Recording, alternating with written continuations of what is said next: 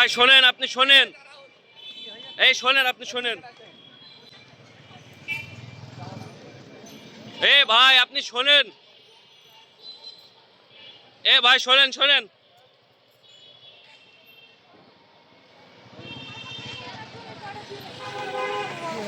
ঘটনা কি বলেন তো?